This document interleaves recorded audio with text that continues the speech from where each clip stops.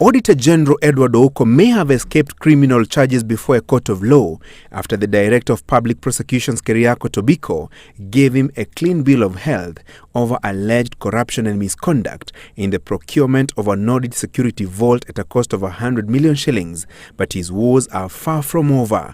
That my office has received a petition regarding removal of the Auditor General of the Republic of Kenya.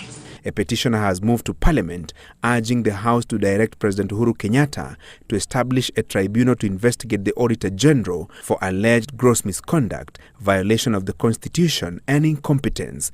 Some of the grounds outlined in Article 251 that form the basis for the removal from office of a constitutional office holder. The committee has 14 days within which to submit a report to the House.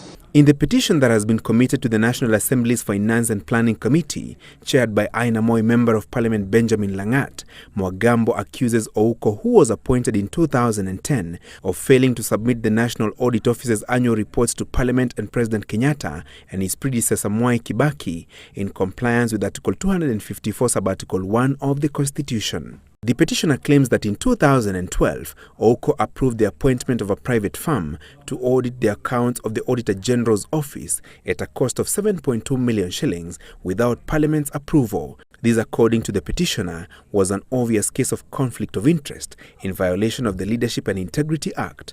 The Auditor General will also have to respond to allegations of wasting public funds through alleged frequent private trips funded by the taxpayer and incurring huge mobile phone and internet bills. Mwagambo, in the petition, claims Ouko had been allocated 5 vehicles that were fitted with private number plates and open to abuse.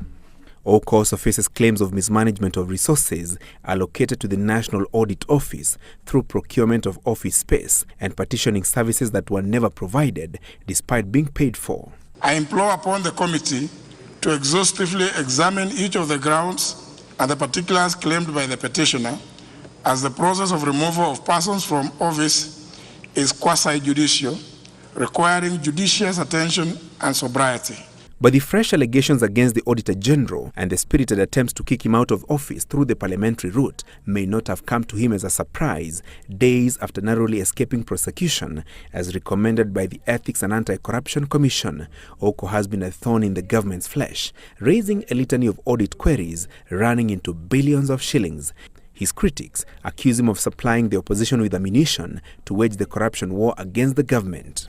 Mr. Speaker, I just pray and hope that this is not an extension of the attempts that have been made out there to drag the Auditor General from office. Though Tobiko cleared Ouko against allegations of benefiting from the purchase of a security audit vault and shifted blame to his deputy Stephen Kinothia, the petitioner insists the Auditor General benefited, with money allegedly being channeled to a company associated to him through proxies.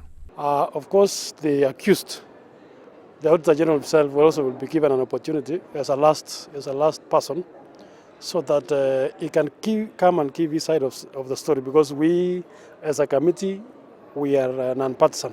If the National Assembly agrees with the petitioner, President Kenyatta will be required to establish a tribunal to probe allegations against the Auditor General, and if found culpable, he will be shown the door. Francis Gashuris, Citizen Live at 9.